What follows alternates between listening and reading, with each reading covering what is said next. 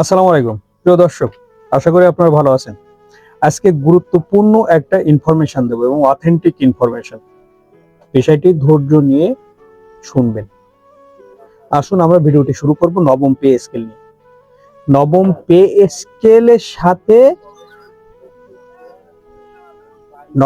স্কেলের সাথে দুর্নীতি ওতপ্রোতভাবে জড়িত। কিভাবে আমি সেটা আপনাদেরকে জানাচ্ছি। নবম পে স্কেলের সাথে দুর্নীতি কিভাবে জড়িত?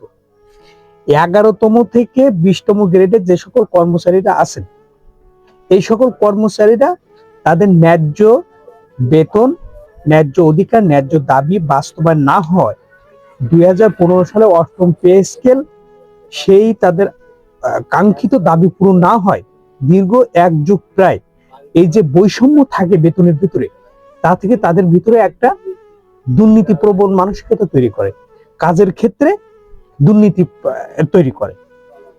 এই জন্য নবম পে স্কেলে এই যৌক্তিক তাদের বেতন কাঠামো ঠিক করে যদি দেওয়া হয়, সেক্ষেত্রে তাদের যৌক্তিক অধিকারগুলো দেওয়া হয়, তাহলে সেক্ষেত্রে তারা কিন্তু এই দুর্নীতি থেকে আস্তে আস্তে বেরিয়ে আসবে, একেবারে বেরিয়ে আসা সম্ভব। তাহলে নবম পে স্কেলটা বাস্তবায়ন হওয়াটা যেমন জরুরি, তেমন দুর্নীতিকে জিরোতে আনাও কিন্তু জরুরি। সেক্ষেত্রে মানুষ দুর্নীতি করে কখন? মানুষ দুর্নীতি করে দুইটা সময়। একটা সময় করে যখন সে তার মানে ন্যায্য যে অধিকার থেকে বঞ্চিত হয় এবং যে তার ন্যূনতম যে চাহিদাটা সেটা যখন পূরণ না করতে পারে, সে তার ফ্যামিলি নিয়ে চালাতে না পারে, বাচ্চা কাচ্চার পড়াশুনো করাতে না পারে, তখন কিন্তু তার ভিতরে এই সংসার চালানোর জন্য, সাংসারিক যে খরচ, এই ব্যয় বহন করার জন্য কিন্তু তাকে দুর্নীতি করতে হয়, চুরি করতে হয়, মানে অপরাধমূলক কাজ করতে হয়। আর দুর্নীতি করে কখন মানুষ?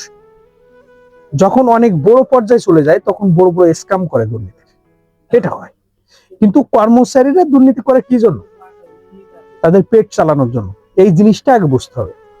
ন্যায্য বেতন সমৃদ্ধ বাংলাদেশ যদি কর্মচারীদের, এই কর্মচারীরা রাষ্ট্রের গুরুত্বপূর্ণ কাজে নিয়োজিত সারা বাংলাদেশে, তাদের ন্যায্য বেতন নিশ্চিত করা গেলে আগামীর বাংলাদেশ হবে সমৃদ্ধ। কারণ দুর্নীতিটা কমে আসবে, কাজের প্রতি সিনসিয়ার হবে এবং কাজের আউটপুটটা বেশি আসবে। সেক্ষেত্রে সমৃদ্ধ বাংলাদেশ হতে কোনো প্রকার সমস্যা হবে না। কারণ ন্যায্য বেতন, আর্থিক সচ্ছলতা, এর থেকেই হবে সমৃদ্ধ বাংলাদেশ। যখন একটা ব্যক্তি আর্থিক সচ্ছলতা থাকবে তার ন্যায্য বেতনে, তখন সে কিন্তু আর দুর্নীতির দিকে ধাবিত হবে না, অবৈধ কাজ করবে না, কাজের প্রতি সিনসিয়ার হবে এবং তার কাজের প্রতি মনোযোগী হবে। সেক্ষেত্রে তার উৎপাদনটা বৃদ্ধি পাবে। একজন কর্মচারীর কাছ থেকে তার সর্বোচ্চ আউটপুটটা নিতে হবে, তাহলেই তো সেনা বা উৎপাদন বৃদ্ধি পাবে।